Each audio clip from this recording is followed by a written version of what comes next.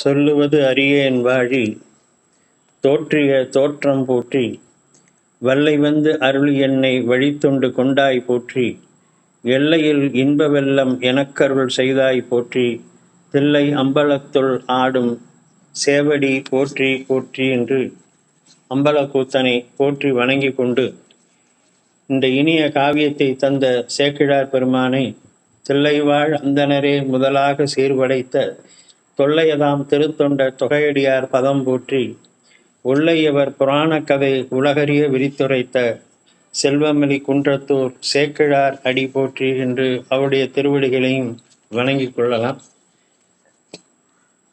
கடந்த 2 வாரமாக திருநின்ற செம்மையே செம்மையா கொண்ட திருநாவுக்கரையந்தன் அடியார்க்கும் அடியேன் என்ற திருத்தொண்ட தொகையின் வாசகத்துக்கு திருநின்ற செம்மை என்ற வகையிலே திருநாவுக்கரசு நாயனாருடைய வரலாறை நாம் பார்த்து வருகிறோம். திருநின்ற செம்மை என்றால் என்ன என்பதை பற்றியும் திருநாவுக்கரசுக்கு அப்பொருள் அந்த வார்த்தை எவ்வளவு பொருத்தமாக உள்ளது என்பதையெல்லாம் அவர் பிறந்த திருமுனைப்பாடி நாட்டை பற்றியும் அந்த நாட்டினுடைய சிறப்பையும் வளத்தையும் அந்த திருமுனைப்பாடி நாட்டில் இருக்கக்கூடிய திரு ஆமூர் என்ற தலத்தை பற்றியும் அந்த தலம் சைவ நெறியிலே பிறழாத பெரியோர்கள் வாழ்ந்து சிறப்புடைய நகரம் என்பதையும் அந்த நகரத்திலே இருப்பவர்களுக்கு எல்லா விதமான உயர் பழக்கங்களும் உயர் நிலைகளிலும் நின்றவர்கள் என்பதையும் அந்த தலத்திலே திருவாமூர் தலத்திலே இருக்கக்கூடிய குளங்கள் பல குளங்களிலே குறுக்கையர் குடி என்று சொல்லக்கூடியது. குளம் வேறு குடி வேறு. குளம் என்பது பொதுவாக சொல்கின்ற பெயர் வேளாண் குளம் என்று. அந்த வேளாண் குளத்திலே குறுக்கையர் குடி என்று சொல்லக்கூடிய ஒரு குடியிலே பிறந்தவர் புகழனார் என்பது. அதை அக்குடியின் மேல் தோன்றல் ஆய பெறும் தன்மையினார் மிக்க மனை அறம் புரிந்து விருந்தளிக்கும் மேன்மையினார் ஒக்கல் வளர் பெருஞ்சிறப்பின் உளரானார் உளரானார் திக்கு நிலவும் பெருமை திகழவரும் புகழனார் என்று அவருடைய பெருமையை சேக்கிழார் பெருமான் சொல்லுகிறார். இந்த பெரு விருந்து சிறப்பு என்பதை பற்றியெல்லாம் போன வாரம் விருந்தினுடைய சிறப்பு என்ன என்பதை பற்றியெல்லாம் நாம் பேசினோம். இப்படிப்பட்ட புகழனாருக்கு மாதினியார் என்பவர் அவருடைய துணைவியாராக அமைந்தார். புகழனார் தமக்கு உரிமை பொறுவில் குளக்கொடியின் கண் என்று அவரை குளக்கொடி என்று சேக்கிழார் பெருமைப்படுத்துகிறார். அந்த மாதினியார் மணி வயிற்றிலே முதலாவதாக திலகவதியார் என்ற பெண் பிள்ளை பிறந்தார். அவர் பிறந்த சில முறையாண்டு என்று சேக்கிழார் சொல்கிறார். இந்த முறையாண்டு என்பதற்கு 2 அல்லது 3 ஆண்டுகள் என்று பெரியோர்கள் உரை வைத்திருக்கிறார்கள். ஆகவே 2 ஆண்டுகள் கழித்து என்ற ஒரு கணக்கில் கொண்டு திலகவதியார் பிறந்து 2 ஆண்டுகள் கழித்து அழகில் கலைத்துறை தழைப்ப அருந்தவத்தோர் நெறிவாழ உலகில் வரும் இருள் நீக்கி ஒளி விளங்கும் கதிர் போல் பின் மலரும் மருள் நீக்கியார் வந்து அவதாரம் செய்தார். இதை நம்ம சென்ற வாரம் பார்த்தோம். அவதாரம் என்பதன் பொருள் என்ன? நம்முடைய சமயாச்சாரியார்கள் 4 வரலாற்றையும் சொல்லுகின்ற பொழுது ஞான சம்பந்தர், நாவுக்கரசர், சுந்தரர் 3 பேரும் பிறந்த பொழுது அவர்கள் அவதாரம் செய்தார்கள் என்றே சேக்கிழார் பெருமான் காட்டுகிறார். தீதகன்று உலகம் உய்ய திரு அவதாரம் செய்தார் என்று சுந்தர பெருமானை பற்றி சொல்கின்ற போது சொல்லப்படுகிறது. அப்படி இங்கே மருள் நீக்கியார் என்பது அப்பர் திருநாவுக்கரசர் என்று நாம் சொல்லுகின்றவருடைய இயற்பெயர். பெற்றோர்கள் அவருக்கு இட்ட முற்ற பெயர் மருள் நீக்கியார் என்பது. அந்த பேரே ஒரு அழகு பாருங்க. சில பேருக்கு பேர் பொருத்தமாக மருள் நீக்கியார் என்பது அவருக்கு இயற்பெயராம். மருள் என்பது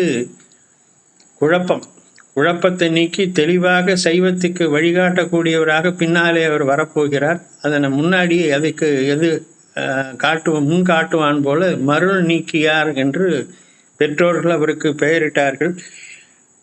மாதினியார் திருவயிற்றில் மன்னிய சீர் புகழனார் காதலனார் உதித்ததன் பின் கடன்முறைமை மங்கலங்கள். இந்த குழந்தை பிறந்தது. அதற்கான விழாக்கள் எல்லாம் சிறப்பாக செய்யப்பட்டன. இளங்குழவி பருவத்தை அடைந்தார். வழக்கமாக குழந்தைகளுடைய சிற்றில் சிதைத்தல், சிறுதேர் உருட்டல், சிறுவரை கொட்டல் என்று அந்த பிள்ளைத்தமிழ் நூல்களிலே சொல்லப்படுகின்றபடியான இளமையான விளையாட்டுகள் எல்லாவற்றையும் அந்த மருள் நீக்கியார் விளையாடினார்.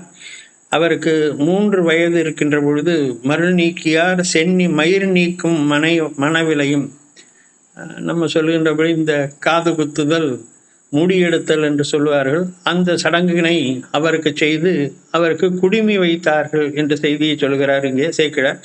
பெருநீர்ப்பண் மாந்தரெல்லாம் மகிழ் சிறப்ப செய்ததன் பின் பொருள் நீத்தம் கொளவீசி புலன்கொழுவ மனம் முகிழ்த்த சுருள் நீக்கி மலர்விக்கும் கலை பயில தொடங்கி வைத்தார். அவருக்கு முடியை எடுத்தார்கள். அக்ஷராபியாசம் என்று வடமொழியில் சொல்லுவார்கள். எழுத்து அறிவித்தல், முதலாக அந்த பயிற்சி, எழுத்துக்களை எழுதுவதற்கான அந்த பயிற்சியை தொடங்குதல். இன்றைக்கு நம்ம பார்க்கலாம், அந்த குருவாயூர் கோயில்கள் மற்ற ஆலயங்கள் எல்லாம் கேரளாவில் இது ரொம்ப சிறப்பாக செய்வார்கள். குழந்தைகளுக்கு அன்னப்பிராசனம் என்று முதலாக உணவு ஊட்டத் தொடங்குவது, சாதத்தை ஊட்டத் தொடங்குகின்ற அந்த நேரத்திலும் எழுத்துக்கள் தொடங்குகின்ற பொழுதும் அதை ஒரு விழாவாக கொண்டாடுவது ஒரு வழக்கம். அந்த வகையில் இவருக்கும் மருள் நீக்கியாருக்கும் அப்படிப்பட்ட ஒரு விழாவை அவர்கள் நடத்தினார்களாம். இந்த மாதிரி விழாவை நம்ம ஏற்கனவே கண்ணப்ப நாயனாருடைய வரலாற்றில் பார்த்தோம். அவருடைய 12வது வயதில் அவர் வேட்டையாடுவதற்கான வில் பிடித்து வேட்டையாடுவதற்கு செல்ல வில் பிடிக்கும் விழா என்று கண்ணப்பருடைய தந்தை விழா நடத்தி எல்லோரும் வந்து அதை சிறப்பாக 7 நாட்கள் நடத்தினார்கள் என்ற வரலாற்றை முன்னே பார்த்திருக்கிறோம். அந்த வகையிலே நாயனாருடைய அந்த அக்ஷராபியாசம், அவருடைய எழுத்து பயிற்சி தொடங்கி அதன் முதலாக அவர் படிக்க தொடங்குகிறார். அவர் படித்ததன் பெருமையை சொல்கின்ற பொழுது, முந்து முறைமையில் பயின்று முதிர அறிவு எதிரும் வகை மைந்தனார் மறு ஒழித்த இளம்பிறை போல் வளர்கின்றார் என்று சேக்கிழார் அதை காட்டுகிறார். அவர் இந்த பிறவியில் இப்போ படிக்கலை, முந்தின பிறவிகளில் அவர் படித்ததும் அந்த அறிவும் இப்பொழுது வந்து சேருகிறது. அதனால எதையும் எளிதாக கற்றுக்கொண்டார்.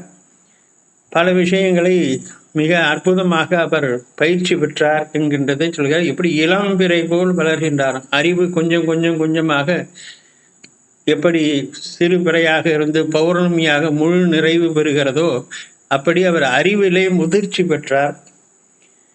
அந்நாளில் திலகவதியாருக்கு ஆண்டு 62 முன்னாக ஒத்தகுல முதல் வேளாண் குழு தலைவர். அப்போ இப்படி இவர் படித்து வருகிறார்.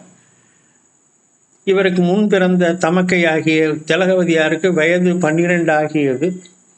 இந்த 12 வயது ஆன பிறகு அவருடைய திருமணம் செய்ய வேண்டும் என்கின்ற நிலை வந்தது. பழைய காலத்தில் 12 ஆண்டு, பெண்களுக்கு 12 ஆண்டும் ஆண்களுக்கு 16 ஆண்டுகளும் ஆகின்ற போது திருமணம் செய்கின்ற ஒரு வழக்கம் இருந்திருக்கிறது. சேக்கிழார் அதை குறிப்பிடுகிறார்.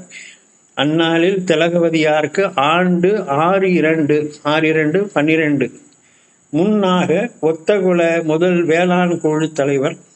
அவருக்கு இந்த வயது 12 ஆன பிறகு அவரிடத்துல பெண் கேட்டு வருகிறவர்கள் யார் என்று சொன்னால், கலிப்பகையார் என்கின்ற அரசரிடத்திலே பணி செய்கின்ற அதே வேளாண் குடும்பத்தை, இவர்கள் சார்ந்த அதே வேளாண் குலத்தை சார்ந்த, அதே நேரத்தில் அரசனிடத்திலே படைத்தளபதியாகவும் பணி செய்கின்ற, அதாவது போர் காலங்களிலே அரசருக்கு சேனையிலே சென்று பணி செய்வார்கள், மற்ற காலங்களிலே விவசாயம் முதலான தொழில்களை செய்துவார்கள். இது பழைய காலத்தில் இருக்கக்கூடிய ஒரு அமைப்பு.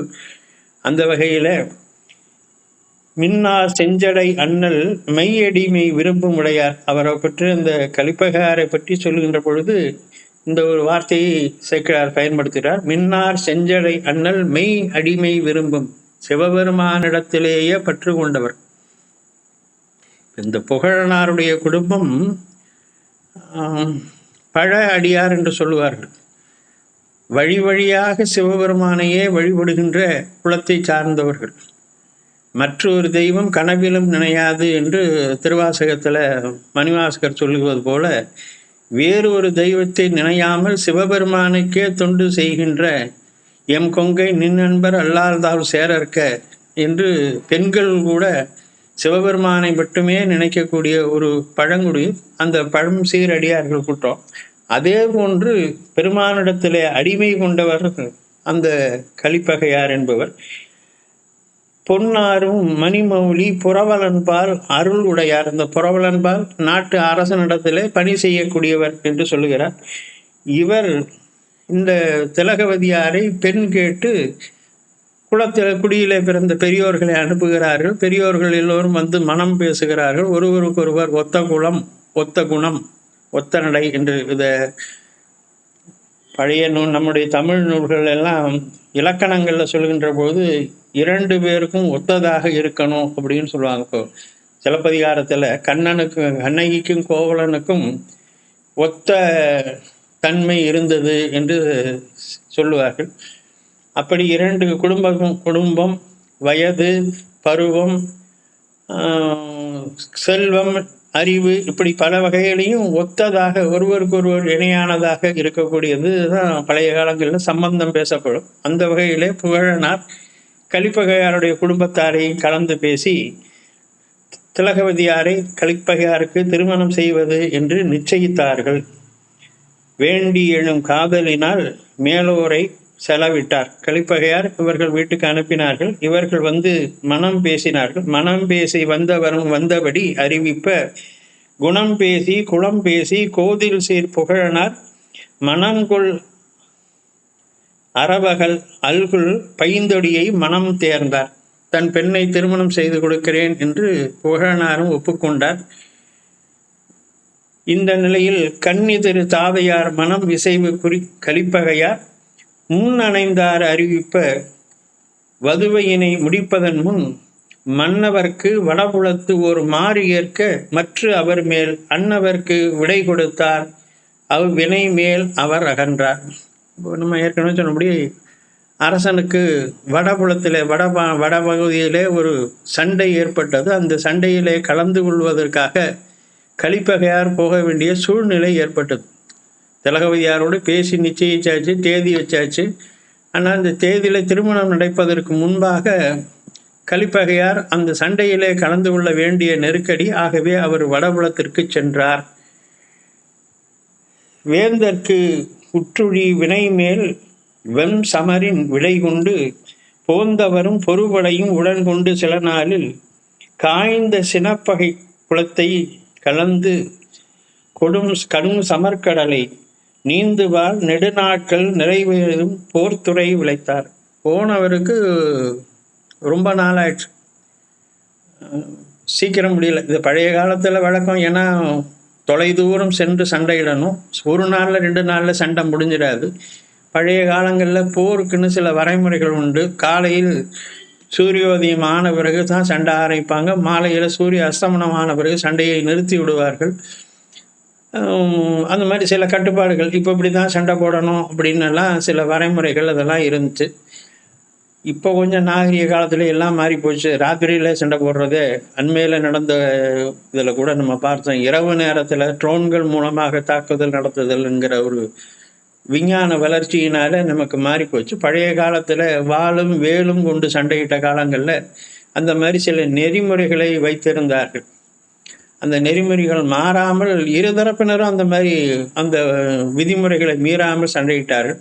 அப்படி பல நாட்கள் ஆகிட்டு. இப்போ நிச்சயம் பண்ணின தேதிக்கெல்லாம் தாண்டி போயிருக்கலாம்.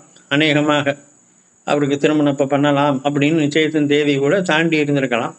வருவார் என்று இவர்களை எதிர்பார்த்து கடைசியில் அவர் சண்டையிலே இறந்து போன செய்தி தான் இவர்களுக்கு வருகிறது.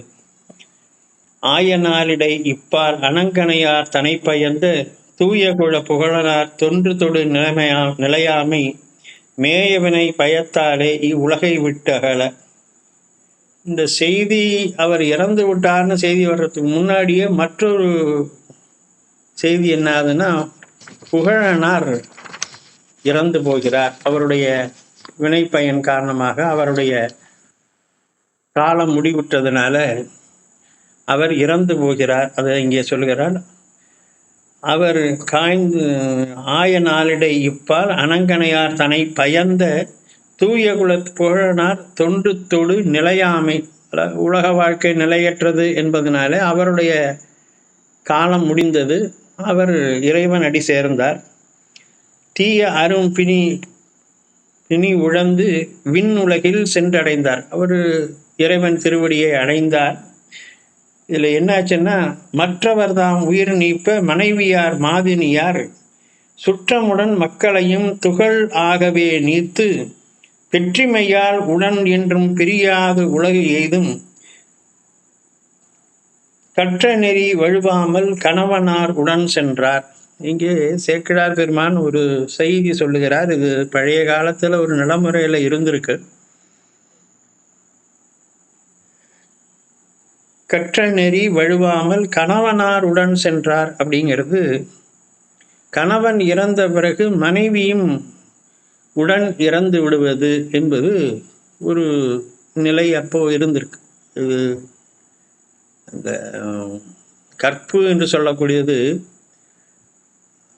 முதல் நிலை கற்பு, இடைநிலை கற்பு, கடைநிலை கற்பு என்று 3 விதமாக சொல்லுகிறார்கள். அதில் அந்த மாதிரி முதல் தலைக்கற்பு, முதல் கற்பு என்று சொல்லக்கூடியது கணவன் இறந்த உடனேயே தானும் இறந்து விடுகின்ற அந்த நிலையை சொல்லி காட்டுகின்ற ஒரு நிலை.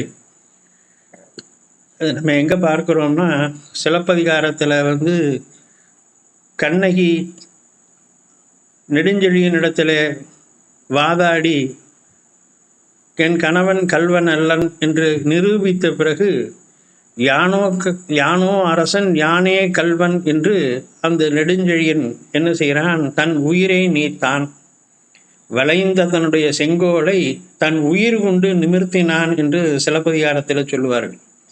அப்போ அரசான மண்டபத்தில் அரியாசனத்தில் அமர்ந்திருந்தவன் கண்ணகியினுடைய அந்த நிரூபித்தவுடன் தன் உயிர் போக கண்டான், தன் உயிரை நீத்து கொண்டான் என்று சொல்லப்படுது. அப்போ அருகில் அமர்ந்திருந்த கோப்பெருந்தேவி என்ற அவனுடைய மனைவி கணவனை இழந்தார்க்கு காட்டுவது இல் என்று சொல்லி தானும் உடனே உயிர் நீத்தாள் என்று சிலப்பதிகாரம் காட்டுகிறது. இது தலைக்கற்பு என்று சொல்லுவார்கள். அப்படி கணவன் இறந்தவுடன் தானும் இறப்பு. கந்தபுராணத்தில் சூரபதுமன் இறந்தவுடன் அவனுடைய மனைவியாகிய பதும கோமலையும் அதே போன்று அவன் இறந்தவுடன் தானும் இறந்தாள் என்ற செய்தியை கந்தபுராணத்தில் நம்ம பார்க்கிறோம். தன்னுயிர் கொண்டு மண்ணுயிர் தேடுவாள் போல அவளும் உடன் இறந்தாள் என்ற செய்தியை அதில் பார்க்கிறோம். அந்த வகையில் இது தலைக்கற்பு என்று பாண்டியன் நெடுஞ்செழியன் இறந்தவுடன் அவன் மனைவியாகிய கோப்பெருந்தேவியும் உடன் இறந்தார். அதுக்கப்புறம் நம்முடைய மரபில் ஒரு பழக்கம் வந்தது. அது எப்படி வந்தது, அப்படி அதுக்கு சாத்திர அனுமானங்கள் உண்டா, பெருமானங்கள் உண்டா என்றெல்லாம் தெரியலை. சதி என்று சொல்லுகின்ற ஒரு வழக்கம் நம்மிடத்தில் ஏற்பட்டது. அதாவது கணவன் இறந்தவுடன் தானும் உடனே இறந்து போகிறது உயர்ந்த நிலை. அப்படி போகாத பெண்களை உறவினர்கள் சேர்ந்து அந்த கணவனது உடலை எரிக்கின்ற பொழுது அந்த சிதையிலேயே மனைவியும் அமர வைத்து அவளையும் சேர்த்து எரிப்பது என்கின்ற ஒரு வழக்கம் இந்த நாட்டிலே இருந்திருக்கிறது. அது இல்லைன்னு சொல்ல முடியாது. அது மிக கடுமையாக நமது தமிழ்நாட்டில் தென்பகுதிகளில் அவ்வளவாக அது இருந்ததாக தெரியல. ஆனால் வடநாட்டு பகுதிகளில் அந்த மாதிரியான சடங்குகள், கணவன் இறந்த கணவனுடைய உடலை தீயூட்டுகின்ற பொழுது மனைவியையும் சேர்த்து வைத்து தீயூட்டுவது என்பது ஒரு வழக்கம் இருந்திருக்கிறது. அதை ராஜாராம் மோகன் ராய் தான் அதை எதிர்த்து மிக கடுமையாக ஒரு போராட்டம் நடத்தினார். அதற்கு பிறகு வெள்ளைக்காரர்கள் செய்த பல நன்மைகளில் அந்த மாதிரி அந்த சதி என்று சொல்லக்கூடிய அந்த செயலை அரச ஆணை போட்டு சட்டம் கொண்டு வந்து அதை தடுத்து நிறுத்தி விட்டார்கள். இல்லைன்னா அது கொஞ்சம் பரவலாக இருந்திருக்கும். வட இந்தியா முழுவதும் இந்த பழக்கம் பரவலாக இருந்திருக்கிறது. ராஜாராம் மோகன் ராயனுடைய முயற்சியினாலும் வெள்ளைக்காரர்களுடைய சட்டத்தினாலும் அந்த சதி என்கின்ற கணவனோடு உடன்கட்டை ஏறுதல், தமிழில் உடன்கட்டை ஏறுதல் என்று சொல்வார்கள், அந்த பழக்கமானது தடுத்து நிறுத்தப்பட்டது. இப்போ கணவனாருடன் சென்றார் என்று சேக்கிழார் காட்டுகின்ற பொழுது நாம் இதில் எவ்வாறு அவர் போனார் என்பதை அவர் இங்கே குறிப்பிட்டு காட்டவில்லை. அப்படி 10ஆம் பொதுவாக மையமாக சேக்கிழார் சொல்றார். கற்பு நெறி வழுவாமல் கணவனாருடன் சென்றார் என்று சொன்னதுனால கோப்பெருந்தேவி போல கணவர் இறந்தவுடன் தானும் உயிர் நீத்தாரா, அல்லது உறவினர்கள் அவரை சதி என்று சொல்லக்கூடிய உடன்கட்டை ஏற்றுவித்தார்களா என்பது பற்றி தெரியல. ஆனால் புகழனார் இறந்தவுடன் மாதினியாரும் இறந்து விட்டார். அப்போது ஒரே நேரத்திலேயே தாயும் தந்தையும் இறந்து போனார்கள். இப்போது தமக்கையாராகிய திலகவதியாரும் இளையவராகிய மருள் நீக்கியாரும் மட்டும் இருக்கிறார்கள். பெரும் சுற்றம் இருக்கிறது, செல்வம் இருக்கிறது, நல்ல எல்லா விதமான வளங்களும் இருக்கின்றன. இந்த நிலையில் என்ன செய்வது என்கின்ற பொழுது இந்த நிகழ்ச்சி நடந்த சில நாட்கள் கழித்து கலிப்பகையாரும் இறந்து விட்டார் என்ற செய்தி அப்பொழுது கிடைக்கிறது. அப்போது ஒரே நேரத்தில் தாயும் தந்தையும் இறந்து போனார்கள். கணவன் என்று நிச்சயிக்கப்பட்டு உறுதி செய்யப்பட்டிருந்த கலிப்பகையாரும் போரிலே இறந்து போனார் என்ற செய்தி வருகிறது. இப்போது தமக்கையாருக்கும் தம்பியாருக்கும் யாது செய்வது என்று தெரியாத ஒரு மனக்குழப்பமும் கலக்கமும் சோர்வும் துயரமும் துக்கமும் அவர்களை வாட்டின. தாதையாரும் பயந்த தாயரும், பயந்த என்றால் பெற்றெடுத்த, இறந்ததன் பின் மாதரார் திலகவதியாரும் அவர் பின் வந்த காதலனார் மருள் நீக்கியாரும் மனக்கவலையினால் பேது ஒரு நல் சுற்றமுடன் பெருந்துயரில் அழுந்தினார். என்ன பண்ணுறதுன்னு தெரியாத ஒரே குழப்பம். 2 பேரும் எப்போதும் சோகத்திலேயே இருந்தார்கள். ஒருவாறு பெருங்கிளைஞர் மனம் தேற்ற துயர் ஒழிந்து பெருவானம் அடைந்தவர்க்கும் செய்கடன்கள் பெருக்கினார். மறுவார் மேல் மன்னவர் தாம் மலையப் போய் கலிப்பகையார் பொறுவாரும் போர்க்களத்தில் உயிர் கொடுத்து புகழ் கொண்டார். இந்த செய்தி இப்போ தாயர் தாப்பனார் இறந்து அந்த துக்கத்தில் அவர்கள் இருக்கின்ற பொழுது இந்த செய்தியும் சேர்ந்தது என்று சொல்கிறார். வெம்முனை மேல் கலிப்பகையார் மேல்மேந்தன் ஏவ போய் அம்முனையில் பகை முறுக்க அமருலகம் ஆள்வதற்கு தம்முடைய கடன் கழித்த பெருவார்த்தை நலம் சாற்ற செம்மலர் போல் திருவனைய திலகவதியார் கேட்டார். சேக்கிழாரிடத்தில் ஒரு பெரிய சிறப்பு, இறந்து போனார் என்று அடியார்களை இறந்தார் என்று சொல்ல மாட்டார். அது கொஞ்சம் மங்கள சொற்களாக சொல்ல வேண்டும் என்பது ஒரு மரபு. அமங்கல சொற்களை பயன்படுத்தக்கூடாது, மங்கள சொற்களாக சொல்ல வேண்டும் என்பது. அதனால இங்கே சொல்லுகின்ற பொழுது அமர் உலகம் ஆள்வதற்கு தம்முடைய கடன் கழித்த என்று சொல்றார். அவர் இறந்து மேலுலகம் போனார்னு இறந்தாருங்கிற வார்த்தையை சொல்லலை, அமர் உலகம் ஆள்வதற்கு சென்றார் என்று சொல்லுகிறார்கள். அப்போது தந்தை தாயருக்கு இவர் செய்கின்ற செய்கடன்கள், இந்த செய்கடன்கள்ங்கிறது இறந்தவர்களுக்கு செய்ய வேண்டிய கடன் என்று சொல்வார். வள்ளுவர் பெருமிதகை சொல்லுகின்ற பொழுது இல்லறத்தாருக்குள்ள 5 கடமைகளின் முதல் கடமை தென்புலத்தாருக்கு செய்ய வேண்டிய கடமை. இந்த கடன்கள் 2 வகையாக சொல்லுவார்கள். ஒன்று ஈமக்கடன், மற்றொன்று நீர்க்கடன் என்று சொல்லுவது. இந்த ஈமக்கடன் என்பது இறந்து போன அன்று, இறந்ததற்கு மறுநாள் அந்த 10 தினங்களிலே செய்யக்கூடியவைக்கெல்லாம் ஈமக்கடன் என்பது பெயர். அப்புறம் தொடர்ந்து ஆண்டுகள் தோறும் அவர்கள் இறந்த அன்றைய நாளிலே அவர்களை நினைந்து எள்ளும் தண்ணீரும் விடுவது நீர்க்கடன் என்று சொல்லுவோம். தர்ப்பணம்னு நம்ம சொல்லுவோம். இந்த தர்ப்பணம் என்பது நீர்க்கடன். ஒரு தாய் தந்தையருக்கு மகன் பிறந்தால் அவன் செய்ய வேண்டிய தலைமையான கடன் என்பது இதை கடன் என்று நமது முன்னோர்கள் சொன்னாங்க. இது கட்டாயம் செஞ்சே ஆகணும். ஒரு மகன் பிறந்தால் அந்த மகன் தன்னை பெற்று தாய் தந்தையருக்கு ஈமக்கடனையும் ஆண்டுகள் தோறும் நீர்க்கடனையும் வழுவாமல் செய்ய வேண்டும். அந்த கடன்களை எல்லாம் மருள் நீக்கியாரும் திலகவதியாரும் செய்தார்கள். இப்போது எல்லாம் முடிஞ்சு போச்சு, என்ன செய்யறதுன்னு தெரியல, ஒரே குழப்பமாக இருக்கக்கூடிய நிலையில் எண்டையும் எம் தம்மையும் அணையும் அவர்க்கு எனை கொடுத்த இசைந்தார்கள், அந்த முறையால் அவர்க்கே உரியது நான். இப்போ திலகவதியார் என்ன செய்தார்? புகழனார் இறந்த பிறகு மாதினியார் எப்படி அவருடன் உடன் சென்றாரோ அப்படி எனக்காக பேசப்பட்ட, எனக்கு கணவன் என்று நிச்சயிக்கப்பட்ட கலிப்பகையார் இறந்து போனதனால் நானும் அவரோடு இறந்து படுவேன் என்று திலகவதியார் முற்படுகிறார். இந்த உயிர் அவர் உயிரோடு இசைவிப்பன் என துணிய வந்து அவர் தம் அடியினை மேல் மருள் நீக்கியார் விழுந்தார். இதுவும் எப்படி நடந்துச்சுங்கிறத நமக்கு அனுமானிக்க முடியல. அவர் கலிப்பகையார் பேசப்பட்டவர், கல்யாணமே ஆகலை. அவர் கருப்பா சிவப்பான்னு இந்த அம்மா பார்க்க கூட இல்லை. திலகவதியார் பழைய காலத்தில் அந்த மாதிரி பார்க்கின்ற வழக்கமும் இல்லை.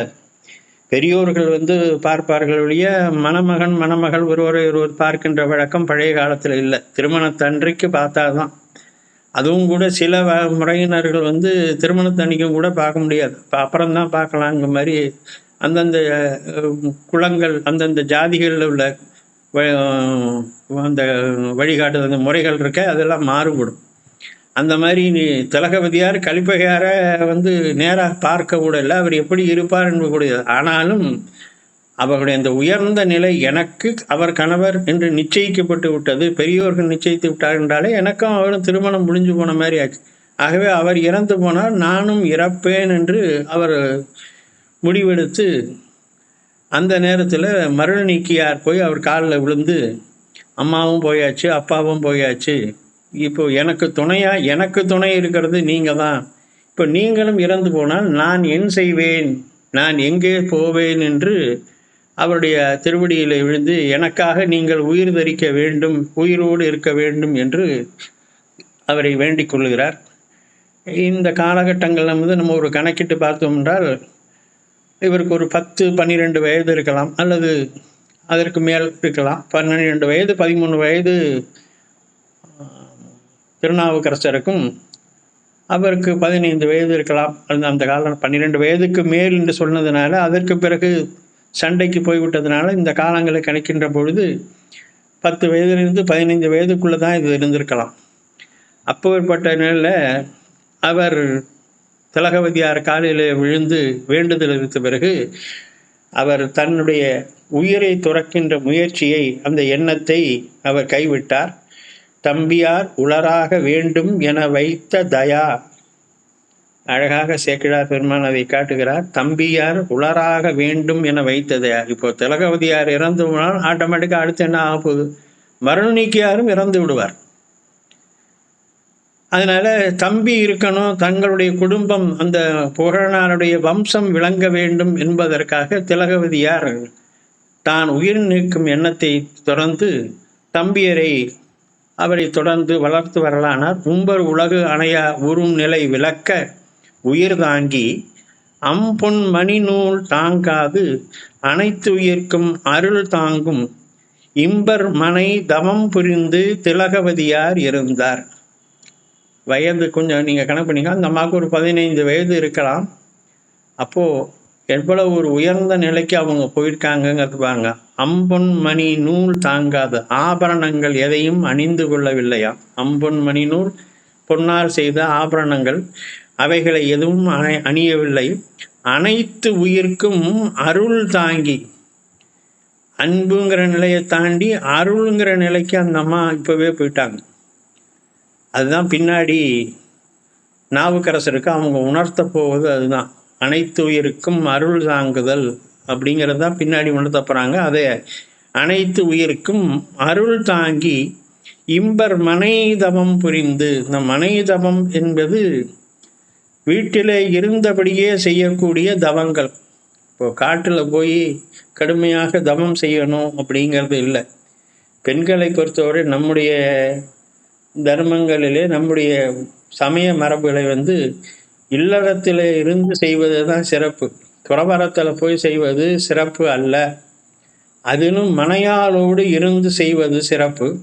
அப்போது பெண்களுக்கு என்ன சிறப்புனாக்க, இப்படி இல்லறத்தை நல்லறமாக நடத்துவது, கணவனோடு துணை நின்று கணவன் செய்கின்ற அறச்செயல்களுக்கு துணை நிற்பதே பெண்களுக்கு தவம். மனையை விட்டு நீங்கி புறம் செல்லாது உரிய நோன்புகள், மனையில் குடும்பத்தில் இருந்தவேனிக்கே செய்யக்கூடிய நோன்புகள் செய்தல், தர்மங்கள் செய்தல், பூசைகள் செய்தல், தானங்கள் செய்தல், தவம் செய்தல், என்ற அளவுக்கு இறைவனை நினைந்து தங்களால் என்ற தனி வழிபாடு செய்தல், கணவனோடு இசைந்து தர்மங்களை செய்தல், இதுதான் மனை தவம் என்று சொல்லக்கூடியது. அந்த வகையில் இங்கே இம்பர் மனை தவம் புரிந்து திலகவதியாக இருந்தாராம். இப்போ இவர்கள் செய்யக்கூடிய வகையான எல்லா தர்மங்களையும் தானங்களையும் பூசைகளையும் தவங்களையும் செய்து இல்லறத்திலே தங்கி இருந்தார் மாசியில் மனத்துயர் ஒழிய மருள் நீக்கியார் நிரம்பி. இந்த நிரம்பி என்கின்ற போது அவருக்கு 16 வயது ஆகிவிட்டது என்கின்ற ஒரு செய்தியை சொல்லுகிறார்கள். 16 வயது திருநாவுக்கரசருக்கு. தேச நெறி நிலையாமை கண்டு அறங்கள் செய்வாராய். குடும்பம் நல்ல வசதியான குடும்பம், நல்ல வளமையான செல்வமிக்க குடும்பம். அதனால் அவர் தான தர்மங்களை எல்லாம் செய்திருக்கிறார். தமக்கையாருடன் சேர்ந்து செய்ய வேண்டிய அறங்களை எல்லாம் செய்திருக்கிறார். காசினி மேல் புகழ் விளங்க நிதியளித்து கருணையினால் ஆசில் அறச்சாலைகள் தண்ணீர் பந்தலும் அமைத்தார். தண்ணீர் பந்தல் அமைத்தாராம், தர்மசாலைகள் அமைத்தாராம். தங்களுடைய செல்வங்களை பிறருக்கு வேண்டுவாருக்கு வேண்டுவதை கொடுத்தாராம். இப்படியெல்லாம் செய்து வந்தார். காவலர்த்தும் குளம் தொட்டும் கடப்பாடு வழுவாமல். காவலர்த்தும் நல்ல சோலைகள், நல்ல பூச்செடிகள் இவைகளையெல்லாம் வளர்த்தும் குளங்களை வெட்டியும் இது போன்ற தர்ம செயல்களையெல்லாம் திருநாவுக்கரசர் செய்திருக்கிறார். நாவலருக்கு வளம் பெருக நல்கியும் நானிலத்து உள்ளோர் யாவருக்கும் தவிராத ஈகை வினை துறை நின்றார். ஈகை வினை என்று சொல்கின்ற கொடுக்கின்ற அந்த நிலையிலே, தர்மம் செய்கின்ற நிலையிலே அவர் இருந்தார். இப்படி சிறிது காலம் போயிற்று. நில்லா உலகியல்பு கண்டு நிலையா வாழ்க்கை அல்லேன் என்று அறந்துறந்து சமயங்கள் ஆனவற்றின் நல்லாறு தெரிந்து உணர நம்பர் அருளாமையினால் கொல்லாமை மறைந்துரையும் அமன் சமயம் குறுகுவார். இப்போ இந்த செய்திகள் எல்லாம் செய்து கொண்டிருக்கின்ற பொழுது அவருக்கு ஏதோ வாழ்க்கையின் மீது ஒரு வெறுப்பு ஏற்பட்டது. அது வெறுப்புன்னு சொன்னால் என்ன வாழ்க்கை இது, அப்பா இல்லை, அம்மா இல்லை, அக்கா கல்யாணம் பண்ணணும்னு அக்காவுக்கும் வீட்டுக்காரர் இறந்து போனார். இப்படி எல்லாம் தொட்டது முழுக்க ஒன்றும் சரியாக சந்தோஷமான ஒரு வாழ்க்கை இல்லை அப்படிங்கிற மாதிரி ஒரு மனநிலை அவருடைய உள்ளத்தில் ஏற்பட்டது. அதனால நல்லாறு தெரிந்துணர இந்த சமயங்களை பற்றியெல்லாம் அப்போ ஏதோ நடந்திருக்கும். ஒவ்வொரு சமயங்களை பற்றின செய்திகள், அந்த சமயங்களுக்கு உயர்வு, நாங்கள் எங்களுடைய சமயம் உயர்வு, நாங்கள் எங்களுடைய வழி உடனே முக்தி அடையும், எங்கள் சமயத்தை ஃபாலோ பண்ணால் எல்லா விதமான துன்பங்கள் நீங்கும் அப்படிங்கிற மாதிரி ஏதோ பிரச்சாரங்கள் எல்லாம் நடைபெற்று இருக்கலாம். அந்த பிரச்சாரங்களை எல்லாம் இவர் கேட்டும்போது இந்த சமயத்தை விட அந்த சமயம் உயர்வா, அந்த சமயத்தை விட இது உயர்வா, இதிலே சென்றால் நமக்கு முக்தி கிடைக்குமா என்றெல்லாம் இவர் பல விஷயங்களை அது ஆராய்ந்து பார்த்திருக்கலாம்.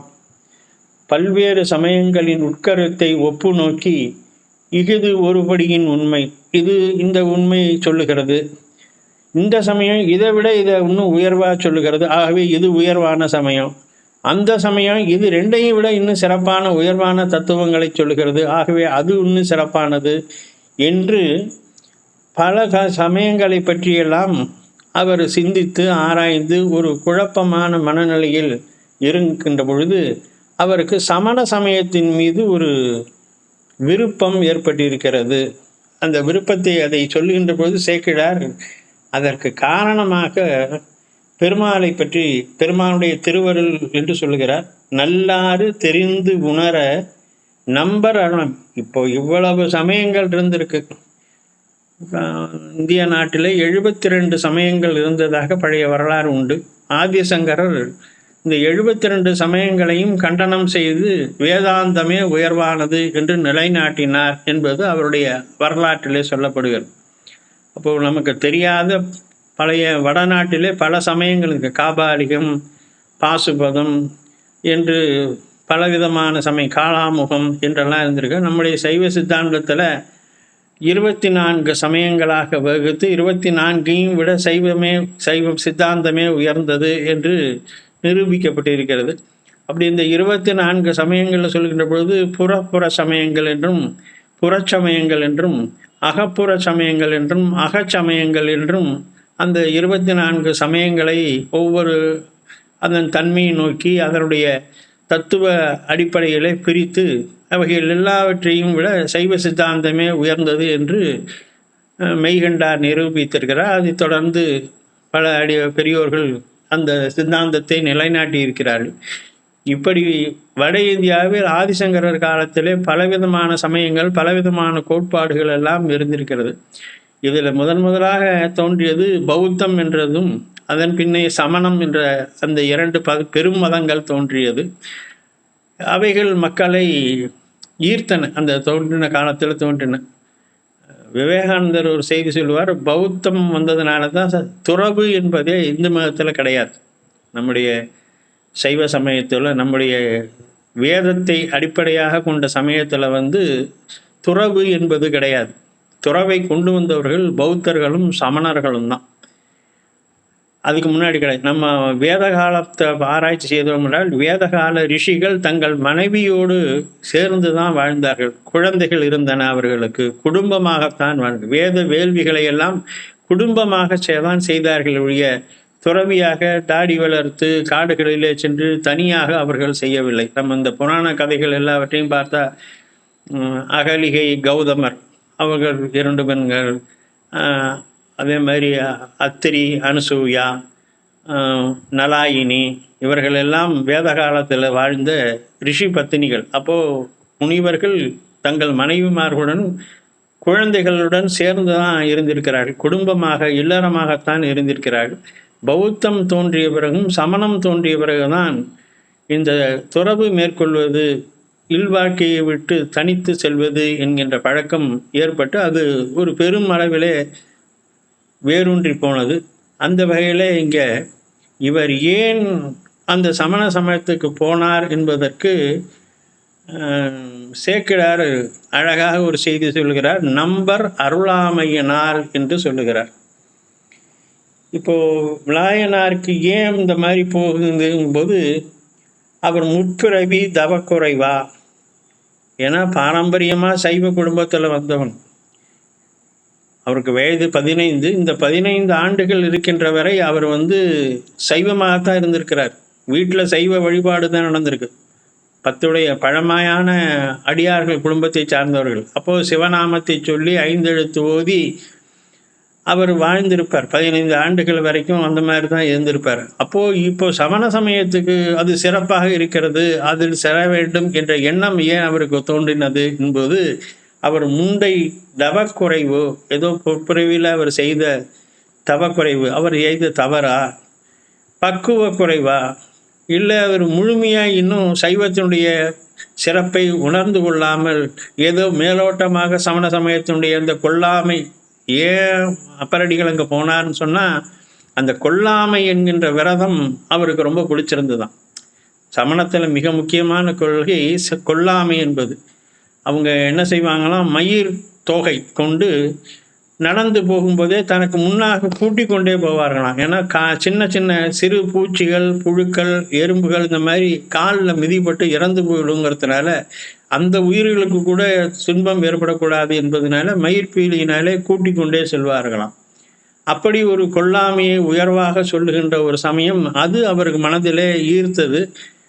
ஆனால் அந்த சமணர்கள் தான் பின்னாடி அவரை கொலை செய்ய முற்பட்டார்கள். அதை பின்னாடி தொடர்ந்து வருவோம் நம்ம. அதனால் பக்குவ குறைவோ அல்லது கர்ம பலனா, இவர் செய்த பூர்வ புண்ணியம் இவருக்கு, ஏன்னா நம்முடைய ஒரு சைவ சித்தாந்தம் நம்முடைய நன்மைக்கும் தீமைக்கும் காரணம் நாம் செய்த வினைகள் என்று நம்முடைய சைவ சித்தாந்தத்தில் அந்த வினை கோட்பாடு நம்ம அப்படித்தான் சொல்கிறோம்.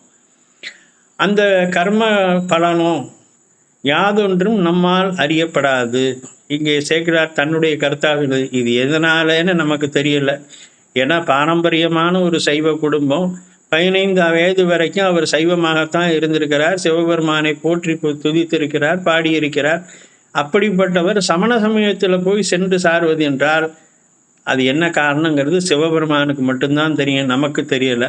அதனால் ஒன்று தெரியுது, ஏதோ பெருமான் அவருக்கு அருள் செய்யலை, ஏதோ ஒரு விளையாட்டு காத்திருக்கிறது. அதனால தான் நம்பர் அருளாமையினால் கொல்லாமை மறைந்துரையும் அமன் சமயம் குறுகுவார்னர் சேக்கிழார். அதுதான் சேக்கிழாருடைய அந்த கவித்திறம் என்பது குறுகுவார் அப்படின்னு போட்டார். ஏன்னா பெரிய வாசல், நல்ல அகண்ட வாசலாக இருந்தால் உள்ளே நுழைந்தார்னு சொல்லுவாங்க. வாசல் சின்னதாக இருந்துச்சுனாக்கா உடம்பை குறுக்கிக்கிட்டு ஒரு ஜன்னல் மாதிரியான ஒரு சின்ன ஒரு இதாக இருந்துச்சுனாக்கா நம்ம முழு உடம்பு நேரடியாக உடம்பு நுழைய முடியாது. உடம்பை குறுக்கி இறுக்கி கையை காலை இது பண்ணி சுருக்கிக்கிட்டு உள்ளே போகணுமா. இப்போ கொல்லாமை மறைந்துரையும் அமன் சமயம் எப்படிப்பட்டதுங்கிறதுக்கு, சைவ சமயம் கடல் போன்று பிரிந்து பறந்தது, நல்ல திறந்த பெரிய நிலைக்கதவு போன்றது. அதனால நல்ல கம்பீரமாக கை கால்களை நல்ல வீசிக்கொண்டு நடக்கலாம். ஆனால் சமண சமயம் ரொம்ப குறுகலானதாம். அந்த குறுகலான சமண சமயத்துக்குள்ள இப்போ நாவுக்கரசர் போகிறார். அதனால அவரும் குறுகுவார் என்று சொன்னார். தன் உடலை குறுக்கி கொண்டு குறுகலான இதில் போவது போல குறுகலான அந்த சமண சமயத்துக்குள்ளே நாவுக்கரசர் நுழைந்தார் என்று சேக்கிழார் பெருமான் அதை காட்டுகிறார். பாடலி புத்திரம் என்னும் பதியணைந்து சமன் பள்ளி மாடு அணைந்தார் வல் அமனர் மருங்கணைந்து மற்றவர்க்கு வீடு அறியும் தெரி இதுவே என மெய்போல் தங்களுடன் கூட வரும் உணர்வு கொள்ள கொரியளவும் கொழுவினார். பக்கத்தில் இவர் இருப்பது திருவாமூருக்கு பக்கத்தில் இருக்கக்கூடியது பாடலிபுத்திரம். இன்றைக்கு திருப்பாதிருப்புலியூர் என்று சொல்லக்கூடிய தலம் பழைய காலத்தில் பாடலிபுத்திரம் என்று சொல்லப்பட்டது. வடநாட்டிலே பாடலிபுத்திரம் என்ற ஒரு நகரம் உள்ளது. பாட்னா என்று சொல்லக்கூடிய அந்த நகரம் பாடலிபுத்திரம். அதே போன்று தமிழ்நாட்டிலே இந்த சமணர்களாலே ஏற்படுத்தப்பட்டது இந்த பாடலிபுத்திரம். இது சமணர்களுடைய ஒரு கோட்டையாக இருந்தது. அதான் நாட்டினுடைய தலைநகரமாகவும் அப்போது இருந்திருக்கிறது. மகேந்திரவர்ம பல்லவன் ஆட்சி செய்த காலம், அவனுக்கு முன்னால் சிம்ம விஷ்ணுவோ அல்லது மகேந்திரவர்ம பல்லவனோ ஆட்சி செய்த காலம். அந்த பாடலிபுத்திரத்திலே பெருமையான மிகச்சிறந்த சமண பள்ளிகள் இருந்தன. இப்போது திருவாமூரை விட்டு அந்த பாடலிபுத்திரம் சென்று அந்த சமண பள்ளியிலே தானும் ஒரு அடியவனாக வருள் நீக்கியார் சேர்ந்தார். அவருடைய அறிவு திறத்தனை அறிந்த அவர்கள் அவருக்கு தங்களுடைய சமயம்தான் மிக உயர்ந்த சமயம், முக்தி நெறி காட்டுகின்ற சமயம் என்று அவருக்கு அதை தான் உண்மை என்பது போல பொய்யான தகவல்களை எல்லாம் சொல்லி அவரை மேலும் மேலும் ஊக்குவித்து அவருடைய அறிவை கொளுத்தினார்கள். அங்கு மிக உயர்ந்த நிலையிலே இருந்தார். கிட்டத்தட்ட அவருடைய வாழ்க்கையில் 15 ஆண்டுகளுக்கு அவர் உள்ளே சென்றார். பின்னாலே ஒரு கணக்கிடும்போது 63 வயதிலே தான் அவர் மீண்டும் சூளை நோய் வந்த பிறகு சைவ சமயத்துக்கு மீண்டும் வருகிறார். ஆகவே கிட்டத்தட்ட ஒரு 45-50 ஆண்டுகள் அவர் அந்த பாடலிபுத்திரத்திலே சமணப்பள்ளியிலே அவர்கள் சமணர்களுடைய தலைவராகவே இருக்கிறார். அவர்களுடைய நூல்கள் எல்லாவற்றையும் கற்று தேர்ந்து அவர்களாலே சிறப்பிக்கப்பட்டு தர்மசேனர் என்று சொல்லக்கூடிய பட்டப்பெயருடன் அவர் தலைவராகவே இருந்தார். அப்படி சிறப்பு பெற்று வருகின்ற நாளிலே இங்கே திலகவதியார் தம்பியார் பாடலிபுத்திரம் சென்ற பிறகு தான் தனியாக இருக்க இயலாமல் அவரும் திருவாமூரை விட்டு நீங்கி திரு அதிகை தலத்திற்கு வந்து திரு அதிகை வீரட்டானத்திலே கைத்தொண்டு செய்து மனையறம் புரிந்தவர் இப்பொழுது ஆலயத்திலே திருத்தொண்டு செய்து கொண்டு திரு அதிகையிலே தங்கி இருக்கலானார். இப்படி இருக்கின்ற காலத்தில் தன்னுடைய தம்பியார் பாடலிபுத்திரத்திலே சமண சமயத்துக்கு தலைவராக இருக்கக்கூடிய அந்த செய்திகள் எல்லாம் அவர் காதிலே வந்து விழுகிறது. ஆனாலும் அதை நினைந்து மிகவும் வருத்தப்பட்டு பெருமானிடத்திலே அதிகை பெருமானிடத்திலே சென்று நாள்தோறும் தன் தம்பியை மீண்டும் தனக்கு மீட்டு தர வேண்டும், பரசமயத்திலிருந்து அவனை பரசமய குழி என்று சேக்கிழார் சொல்கிறார். பள்ளம் மிகுந்த பள்ளமாகிய அந்த சமண குழியிலிருந்து அவனை மீட்டெடுக்க வேண்டும் என்று பெருமானிடத்திலே அவர் பிரார்த்தனை செய்கிறார். அதற்கு பெருமான் பல்காலம் அவருடைய அந்த முயற்சிக்கு அருள் செய்து மண்ணு தபோதனியார்க்கு கனவின் கண் மழவிடையார் உன்னுடைய மனக்கவலை ஒழி நீ உன் உடன் பிறந்தார்க்கு முன்னமே முனியாகி எமையடையும் தவம் முயன்றான் அன்னவனை இனி சூளை மடுத்து ஆள்வோம் என அருளினார். இப்போ திருவதிகை வீரட்டானத்து பெருமானத்திலே தினந்தோறும் தொண்டுகள் செய்து இந்த பிரார்த்தனையும் செய்து வந்துட்ட பொழுது சிவபெருமான் அவன் ஏற்கனவே முனிவனாக இருந்து தவம் செய்து என்னை அடைவதற்கு முயன்றான், அதிலே ஒரு சிறு குறை ஏற்பட்டதினாலே அவனுக்கு அந்த வாய்ப்பு அப்பொழுது அவனுக்கு கிடைக்கவில்லை. இப்பொழுது அவனுக்கு நாம் அருள் செய்வோம், அவனுக்கு சூளை நோய் கொடுத்து அவனை நாம் தடுத்தாட்கொள்வோம், நீ கவலைப்படாதே என்று திலகவதியார் கனவிலே உரைத்து திலகவதியார் தன்னுடைய தொண்டினை செய்து வந்தார். பெருமான் அழைத்தவாறு அவருக்கு சூளை நோய் எப்படி வந்து சேர்ந்தது, அதனாலே அவர் எப்படியெல்லாம் அவஸ்தைப்பட்டார், எப்படி மீண்டும் சைவத்திற்கு வந்தார் என்பதை தொடர்ந்து நாம் அடுத்த வாரத்திலே பார்க்கலாம். இன்றும் இன்பம் பெருகும் இயல்பினால் ஒன்று காதலித்து உள்ளமும் ஓங்கிட வன்றுளார் அடியார் அவர் வான்புகழ் நின்றதெங்கும் நிலவி உலகலாம். திருச்சிற்றம்பலம்.